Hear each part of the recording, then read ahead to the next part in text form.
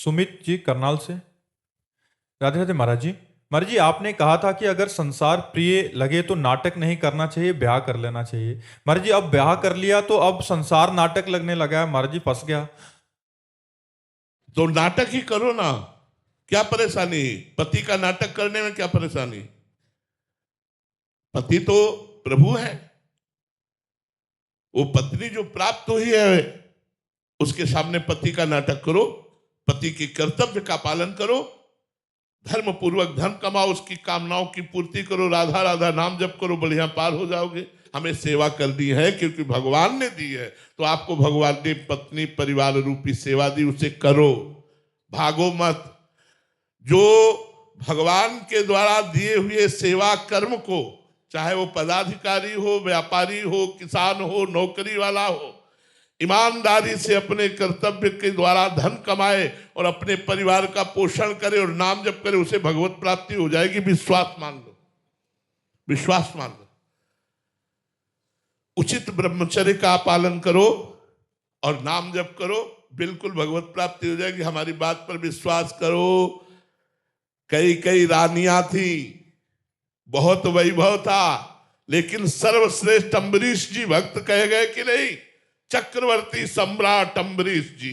और बहुत सी रानियां थी, एक दो रानियां नहीं, लेकिन भगवान के चरणारविंद में चित्तवृत्ति लगाकर निरंतर भगवत आराधना में रहने के कारण वो इतने बड़े राजा होते हुए भी दुर्वासा जी से श्रेष्ठ उनकी भक्ति निकली। इसलिए हम गृहस्थी को छोटा ना माने। हम जितने विरक्त हैं, पैदा कहां हुए? गृहस्थ में। हम जितने विरक्तों के कपड़े कहां से आते हैं? गृहस्थ से। हम जितने विरक्त हैं, इनका भरण पोषण कहां से होता है? गृहस्थ से। गृहस्थ मूल है। मूल माने जड़। गृहस्थ मूल है, हर आश्रम हर व्यवस्था का मूल है। अगर हमको यज्ञ करनी है तो गृहस्थ से, भंडारा करना है तो गृहस्थ से, मंदिर बनाना है तो गृहस्थ से, हमें समाज सेवा करनी तो गृहस्थ। आप वो गृहस्थ हैं। हाँ, अब शराब की बोतल लड़ाओ, मांस खाओ, पराई बहन बिटिया की तरफ गंदी दृष्टि रखो तो नरक जाओगे, चाहे जो कोई हो। गंदे आचरण करोगे तो नरक की प्राप्ति होगी, दुर्गति की प्राप्ति होगी। यदि सतधर्म के द्वारा कमाए हुए धन से समाज सेवा, परिवार सेवा कर रहे और नाम जप कर रहे हो तो आपको निश्चित, जैसे एक विरक्त को भगवत प्राप्ति होती है, वैसे आप गृहस्थ को भगवत प्राप्ति होगी। आप चिंता ना करें, आपको आनंद पूर्वक जिए, मौज मस्ती से जिए, पर गंदे आचरण न करें, पाप आचरण न करें, नाम न छोड़े, धर्म पूर्वक रहे। सुबोध जी मिथिला से। राधे राधे महाराज जी। महाराज जी, वास्तव में गुरु और भगवान में क्या भेद है? भेद होते हुए भी अभेद है और अभेद होते हुए भी भेद है। भेद होते हुए गुरु पार्थिव पांच भौतिक शरीर में विराजमान है, ये भेद है। भगवान का शरीर चिदानंदमय होता है और गुरु का जो प्रगट शरीर होता है वो पांच भौतिक होता है, ये भेद है। तत्व में जो भगवान है वही गुरुदेव है। गुरु साक्षात परब्रह्म तस्मै श्री गुरुवे नमः। भगवान का देह प्रकृति को अधीन करके प्रकट होता है और गुरु का देह प्रकृति के अधीन होता है। भगवान कर्म बंधन मुक्त प्रकट होते हैं और गुरुदेव का शरीर कर्म बंधन युक्त होता है, क्योंकि किडनी फेल हो गई, कैंसर हो गया, ये सब कर्म बंधनों का ही तो है। तो अभेद होते हुए भेद शरीर को लेकर और भेद होते हुए भी अभेद तत्व को लेकर। तत्व रूप में गुरुर् ब्रह्मा गुरुर् विष्णु गुरुर्देव महेश्वरा, गुरु साक्षात परब्रह्म तस्मै श्री गुरुवे नमः।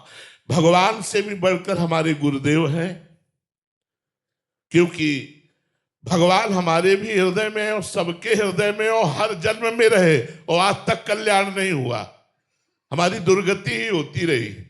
और जब वही हृदय वाले भगवान गुरु रूप धारण किए और हम उनके चरणों का आश्रय लिया और उन्होंने उपदेश किया तो मायामल का नाश हो गया। मोक्ष मूलम गुरु कृपा, उन्हीं की कृपा से मोक्ष हो गया, कल्याण हो गया। भेद होते हुए भी अभेद और अभेद होते हुए भी भेद। यद्यपि भगवान ही गुरुदेव के रूप में है, गुरुदेव ही भगवान है, कोई भेद नहीं, पर प्रगट में इतना भेद है। तेजस्विनी तिवारी जी, पुणे महाराष्ट्र से। राधे राधे महाराज जी। महाराज जी, मन की आवाज और अंतरात्मा की आवाज को कैसे पहचाने? वही आवाज है जो कहती है माला करें, फिर वही कहती है टीवी देखो, फिर महाराज जी कैसे पता चले कि कौन सी? देखो, वैसे आत्मा की कोई आवाज नहीं होती, हमारी बात समझना। अंतःकरण चतुष्टय है, अंतःकरण चतुष्टय है, जिसमें 4 है: बुद्धि, मन, चित्त और अहंकार।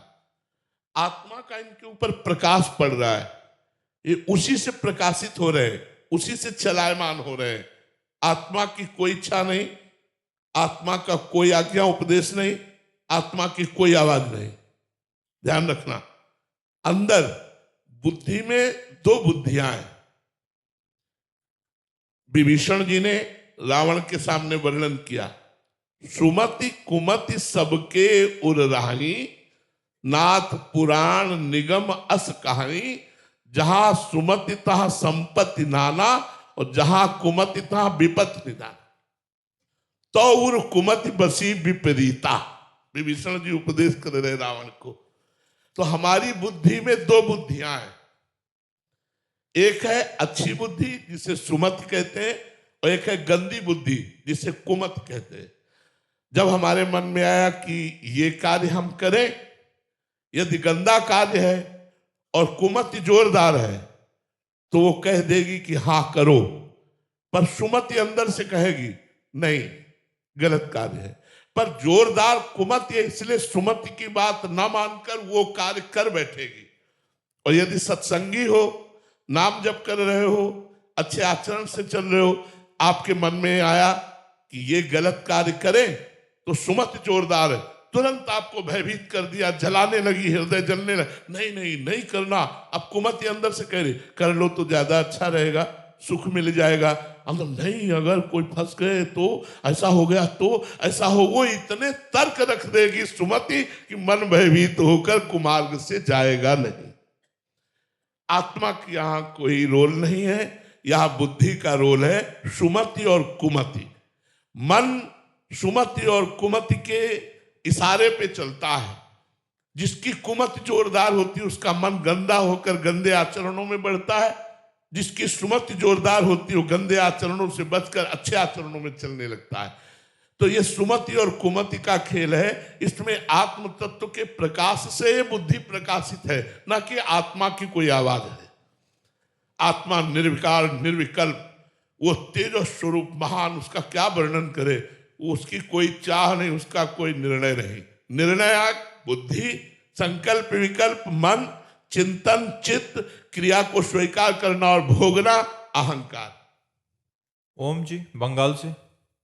राधे राधे महाराज जी। महाराज जी, आपने अपने एक वीडियो में कहा था कि 8 करोड़ में जब करोगे तो प्रभु के मिलने का संयोग होगा। महाराज जी कृपया बताएं कि महाराज जी कह रहे हैं कि आपको पाना चाहते हैं, तो उसके लिए कितनी संख्या जप करें महाराज जी? हम तो मिले हुए हैं यार, हम कब दूरी है। हमारी श्री जी से मिलने के लिए नाम जप करो, राधा। देखो हम आपको बताएं, एक उदाहरण देते हैं, करोड़ वरोड़ की चक्कर में मत पड़ो। एक उदाहरण देते हैं, 2 महात्मा भजन करते थे, एक पीपल के नीचे, एक बरगद के नीचे। तो वहीं से देवर्षि नारद जी निकले। तो पहले बरगद के वृक्ष वाले महात्मा ने प्रणाम किया, अर्घ पात्र आदि से पूजन किया और कहा देवर्षि नारद जी से प्रार्थना की कि महर्षि, आप कभी कभी भगवान नारायण के पास भी जाते हैं, तो कभी मेरी चर्चा चलाना कि वो मुझे कब मिलेंगे। ठीक जब पीपल के वृक्ष के पास से निकले, तो उस कुटिया से निकलकर महात्मा चरणों में उनके वंदना की देवर्षि नारद जी के। देवर्षि नारद जी से प्रणाम करके कहा, प्रभु से पूछना कि वो हमें कब मिलेंगे। दोनों ने एक ही प्रश्न किया संयोगवशात। नारद जी भगवान के पास गए और भगवान से पूछा, तो भगवान ने कहा, बट वृक्ष के नीचे जो भजन करता है उसको इसी जन्म में मिलूंगा, और जो पीपल वृक्ष के नीचे भजन करता है उसको जितने पीपल के पत्ते इतने जन्म लेना पड़ेगा, तब हम उसको दर्शन देंगे। नारद जी ने सोचा लगे हाथ बता देते हैं। आए तो दोनों प्रसन्न होकर के चरणों में प्रणाम किया। बट वृक्ष वाले ने पूछा, आपने पूछा भगवान? उनका हाँ। भगवान ने कहा इसी जन्म में तुम्हें दर्शन हो जाएगा। वो बड़े आनंदित हुए। पीपल के वृक्ष वाले से कहा कि तुम्हें भगवान तब दर्शन देंगे जितने पीपल के पत्ते हैं उतनी बार जन्म लोगे तब दर्शन। वो नाच पड़ा, रोने लगा, इतना रोया और पुकारा, हे नाथ, हे करुणा सिंधु, हे पतित पावन, आप मुझे जानते हैं कि मैं आपका भजन करता हूं। हे प्रभु मैं तो निहाल। भगवान प्रकट हो गए। भगवान प्रकट हो गए और पीपल वाले को दर्शन दिए। वो बट वृक्ष वाला कुटिया में चला गया था। देवर्षि नारद जी ने कहा, महाराज आपने तो हमें झूठा साबित कर दिया। आपने तो कहा था जितने पीपल के पत्ते हैं उतनी बार जन्म लेगा तब दर्शन देंगे। यहां तो मिनट नहीं हुआ आप दर्शन दे दिए। बोले जो भाव स्थिति इसकी आनी थी इतने जन्मों में, वो भाव स्थिति 1 मिनट में आ गई, इसलिए भगवान 1 मिनट में मिल गए। एक बार जिन नाम लिय हित सो होए अति दीन, ताको संगन छाड़ही ध्रुव अपनो कर लीन। करोड़ों नाम जापक एक तरफ और आर्त भाव से पुकार कर रोता हुआ एक तरफ, तो बहुत जल्दी भगवान मिल जाएंगे। कबीरा हंसना छोड़ दे, रोने से कर प्रीति, बिन रोए किन पाइया, प्रेम प्यारा मीत। रो रो के नाम जप करो, बहुत जल्दी भगवान मिल जाएंगे। ये करोड़ों की संख्या में हम क्या संकल्प करें और क्या विश्वास करें, शाम तक जिएंगे कि नहीं हमें भरोसा नहीं। हम कह रहे हैं हम इतने करोड़ जपेंगे तो हमारी मूर्खता ही होगी, क्योंकि आज शाम तक हम जिएंगे इस बात पर हमें विश्वास नहीं है। हमें अभी इसी क्षण भगवान को पुकारना है। रुदुष्टुरम राजन कृष्ण दर्शन लालसा। भगवान के दर्शन की लालसा के लिए हम रोए, तड़पे, बिलखे, भगवान मिल जाएंगे। इसमें करोड़ों की गणना की जरूरत नहीं है। और ऐसे तो चलते रहो, चलते रहो। जन्म जन्म मुनि जतन कराही, जन्म जन्मांतर मुनि जन जतन करते रहते हैं। फिर भगवान का स्मरण कर